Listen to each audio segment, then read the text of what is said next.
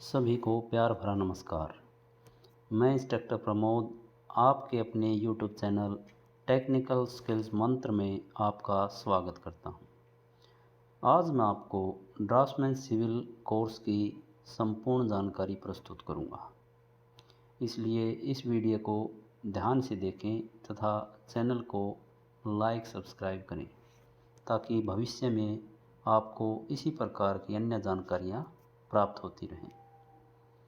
तो चलिए वीडियो शुरू करते हैं। सबसे पहले ये जान लेना ज़रूरी है कि ड्राफ्ट्समैन सिविल क्या है।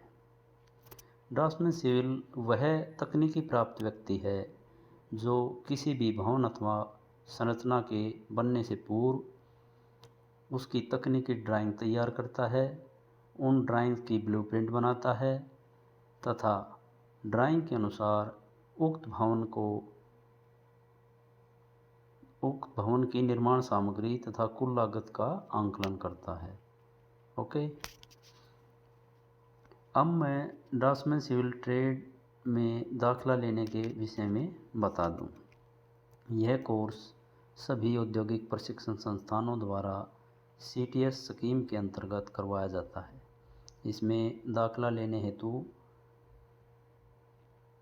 10वीं कक्षा मैथ व साइंस विषयों सहित उत्तीर्ण होना अनिवार्य है तथा आयु कम से कम 14 वर्ष तथा अधिकतम 40 वर्ष निर्धारित है। ड्राफ्ट्समैन सिविल कोर्स की कुल अवधि 2 वर्ष यानी 4 सेमेस्टर होती है और प्रत्येक वर्ष में इसकी वार्षिक परीक्षाएं आयोजित की जाती हैं। इस कोर्स के सिलेबस का लेवल NSQF 5 है, जो कि DGET की वेबसाइट से डाउनलोड किया जा सकता है। इसके साथ ही यह भी जान लें कि ITI में प्रत्येक कोर्स SCVT या NCVT द्वारा मान्यता प्राप्त होता है, जिसमें सामान्यतः अंतर यह है कि SCVT state council for vocational training द्वारा मान्यता प्राप्त होता है तथा NCVT national council for vocational training द्वारा मान्यता प्राप्त होता है।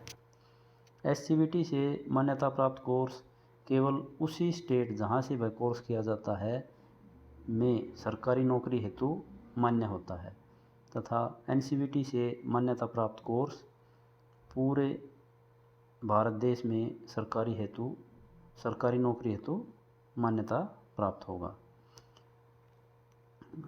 बाकी पब्लिक सेक्टर जॉब के लिए यानी कि PSU के लिए कोई भी सर्टिफिकेट मान्य होगा, केवल अभ्यर्थी को अपने स्किल पर पकड़ होनी अनिवार्य है। इसलिए एडमिशन के दौरान अपने भविष्य की योजना अनुसार इस बात पर विचार करने उपरांत ही NCVT या SCVT में दाखिला लेने का निर्णय करें। ओके, क्लियर है। चलिए अब बात करते हैं ड्राफ्ट्समैन सिविल कोर्स के समय अध्ययन करने वाले विषयों के बारे में। इस कोर्स में हम मुख्यतः 2 प्रकार के स्किल्स को सीखेंगे। एक है प्रोफेशनल स्किल यानी ड्राफ्ट्समैन सिविल व्यवसाय की थ्योरी एवं प्रैक्टिकल को जानना व प्रयोग में लाना। इसका पूरा विवरण मैं आगे वीडियो में समझाऊंगा। दूसरा है कोर स्किल, जिसमें वर्कशॉप कैलकुलेशन एंड साइंस व एम्प्लॉयबिलिटी स्किल्स के विषय शामिल हैं। इनमें सामान्य math, science, computer science, social science तथा नैतिक शिक्षा को पढ़ाया जाता है। इस प्रकार 2 प्रोफेशनल स्किल्स के विषय तथा 2 कोर स्किल्स के विषय मिलाकर कुल 4 विषयों का ड्राफ्ट्समैन सिविल व्यवसाय में अध्ययन करवाया जाता है। क्लियर है। अब हम प्रोफेशनल स्किल्स यानी ड्राफ्ट्समैन सिविल के मुख्य विषयों थ्योरी एवं प्रैक्टिकल में पढ़े जाने वाले टॉपिक्स पर एक नज़र डालते हैं, जो कि बहुत ही विस्तृत हैं जैसे engineering drawing, building material, building construction technology, surveying and labelling, highway engineering, railway engineering, irrigation engineering, bridge and covers, public health engineering, fabrication technology, carpenter and electricity, estimating, costing आदि आदि। Okay, is it clear? आओ इन्हें हम थोड़ा विस्तार से समझ लेते हैं। सबसे पहले बात करते हैं इंजीनियरिंग ड्राइंग। इसमें आपको तकनीकी ड्राइंग का पूरा ज्ञान दिया जाता है।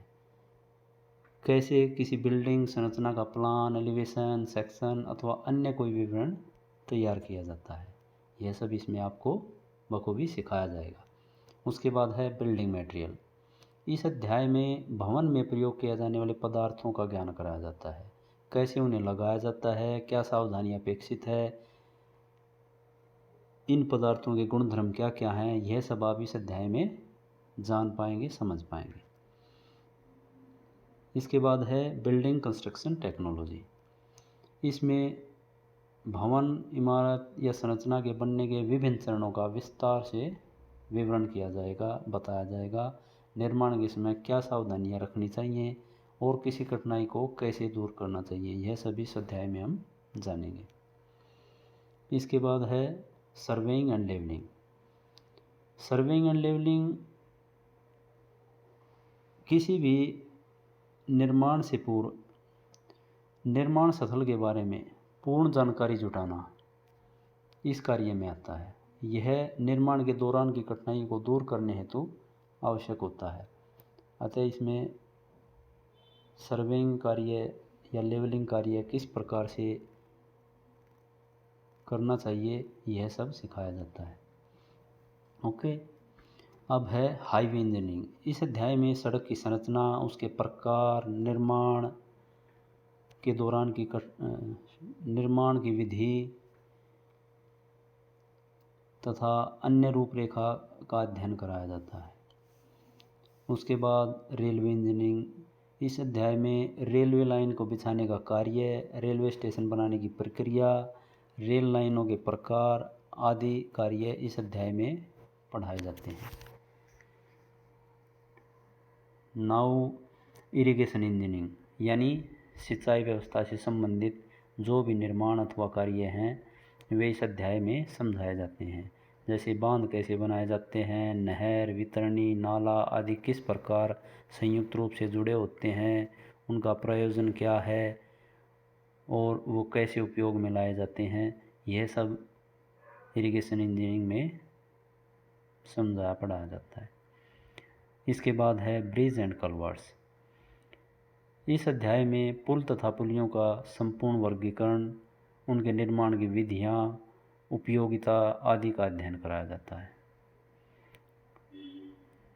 इसके बाद पब्लिक हेल्थ इंजीनियरिंग, यहाँ हम सैनिटेशन एवं हेल्थ से संबंधित आधारभूत सुविधाओं के निर्माण कार्यों का विस्तार से ज्ञान प्राप्त करते हैं। जैसे कि किस प्रकार से वाटर पाइपलाइन बिछाई जाती है, कैसे वेस्ट वाटर की निकासी की जाती है और इस प्रक्रिया में कौन कौन से निर्माण कार्य किए जाते हैं, यह सब पब्लिक हेल्थ इंजीनियरिंग में हम सीख पाएंगे।